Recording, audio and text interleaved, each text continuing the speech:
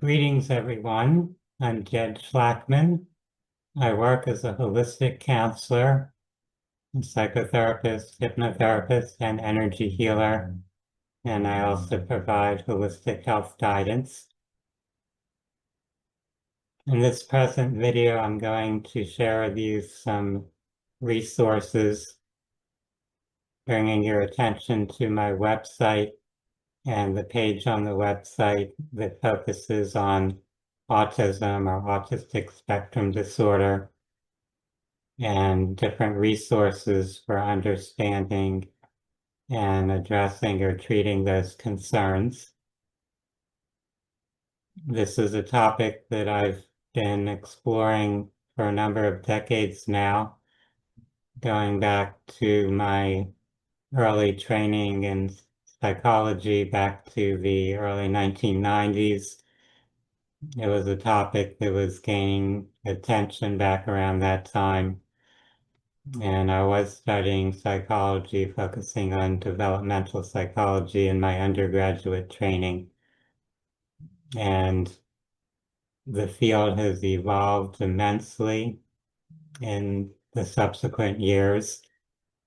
Many different findings and studies and different perspectives have been brought to the table in a sense to give us more understanding of these phenomena and a much wider range of resources to support healing. So my website is phinsights.com, and I'm going to do a screen share now so we can browse through that.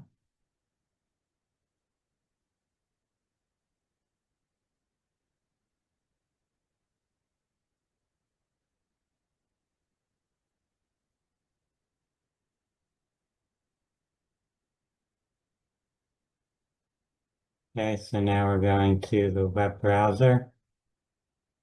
And here's the page on my site, Autism, ASD Resources, and Holistic Therapies. And I present an overview at the beginning of the holistic approach to understanding and healing autism, ASD, and related developmental disorders. So it's generally understood that this is, in a sense, an anomaly in how children develop. So something is altering the way their brain and nervous system are developing along with their behavioral functioning. The term that's been used a lot lately is neurodivergent.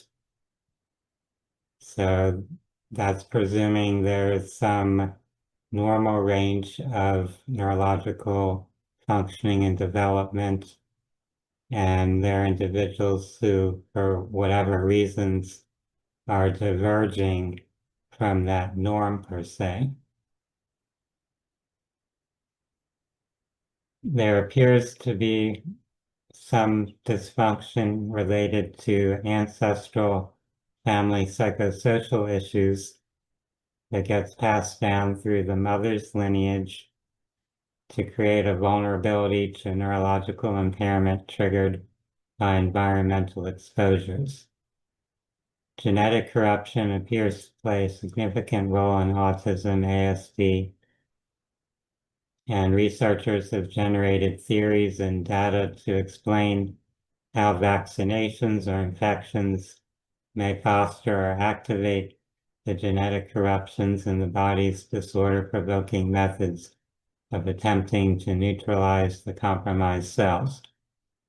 The corruptions are not random, but can be seen as a meaningful deviation of genetic expression in order to generate a particular archetypal pattern reflecting spiritual and psychological imbalances present within the individual and social systems. One psychosocial therapy that has been used to assist in healing ancestral issues is family constellations therapy, which can address issues over multiple generations using psychodrama and role play. Now, I'm not going to go through this whole set of paragraphs in this summary here, but I do want to point out that I look at it in the sense of there being a confluence of factors and variables that contribute to the appearance of the manifested symptoms that people are labeling as autism. So a person could have a certain archetypal imbalance in their energy and personality. That could be at the level of the alchemical elements, the five elements, and it's something that interacts with their environment, their social environment, so the family system that they're growing up in.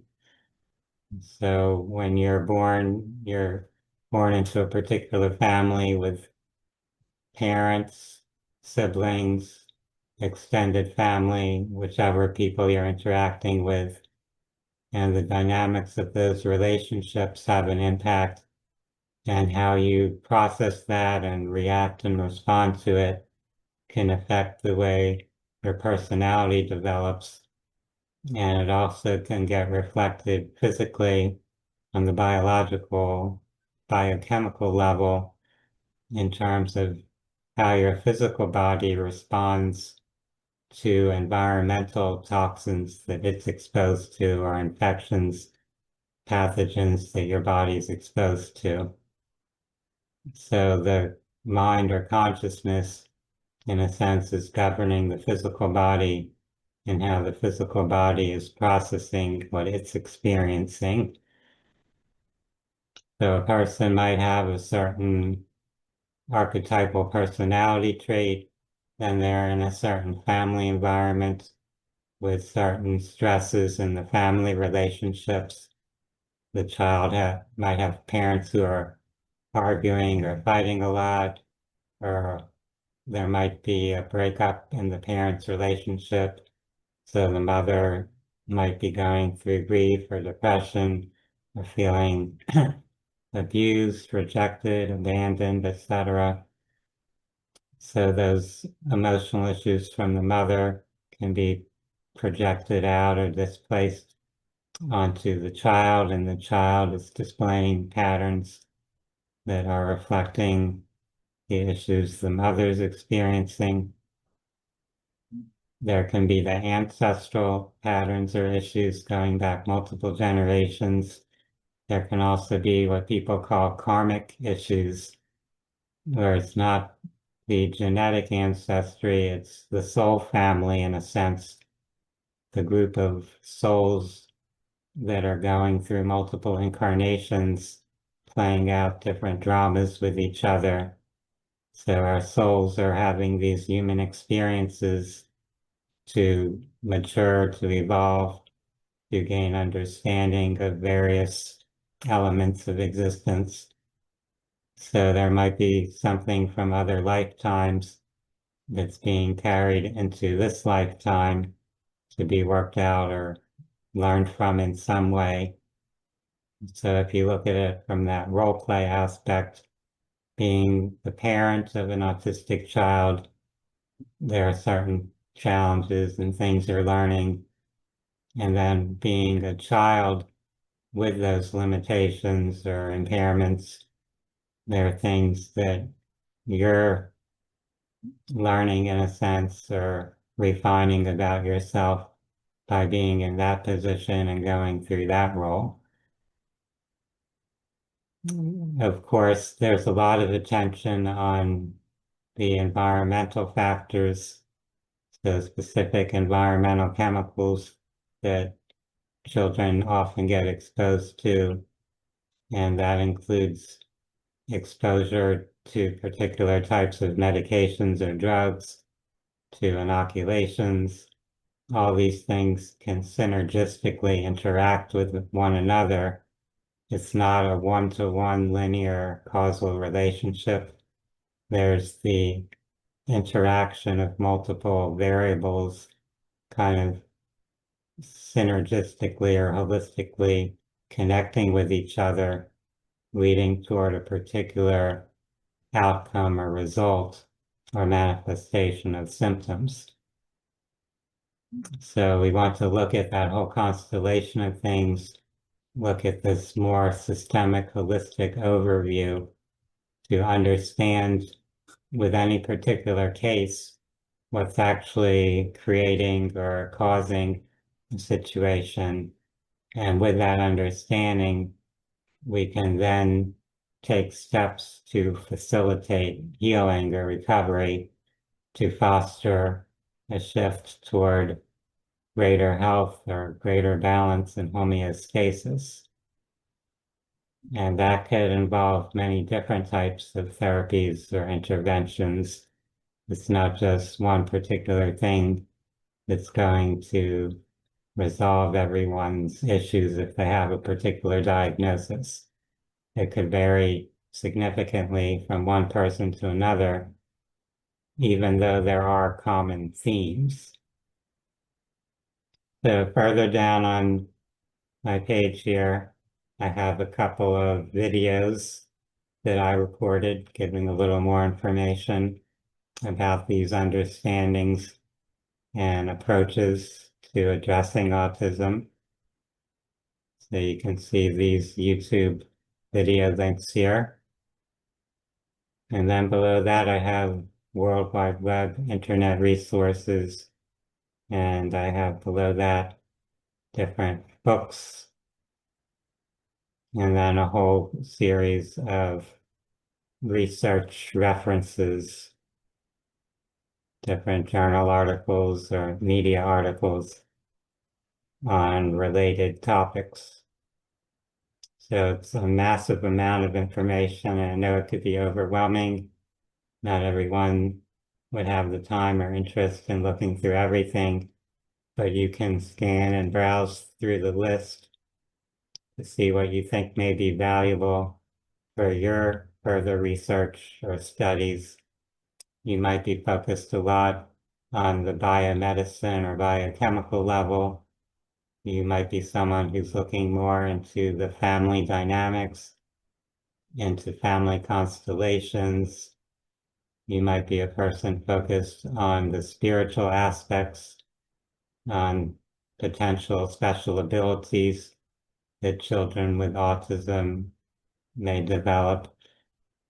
So there's many different topics or ideas to explore and many different resources that can help people help their child and the family create a more positive experience in a sense to promote greater health, improved functioning, better communication, better emotional expression, and so on.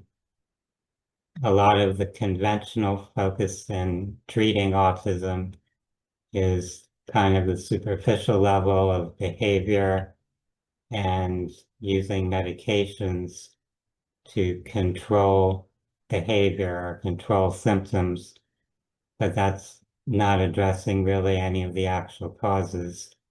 It's just controlling the surface level of how a child is acting, but it's not connecting to the subconscious level where their emotions may be stuck, where their biochemistry is being interfered with by toxins or infections, whatever might be going on. So I find it very valuable to go into more depth in exploring all of these subjects if you really want to get much better results or outcomes. I hope that this overview has given you some things to contemplate or consider, and I encourage you to go online and browse through some of these resources. The specific webpage is at phinsights.com/autism.html. And that's all I have to share for the moment. I appreciate each of you for taking your time to view the video. If you find this resource helpful, you can let me know. You can share it with anyone else who might benefit. For now, I'd like to wish everyone a pleasant day. Namaste.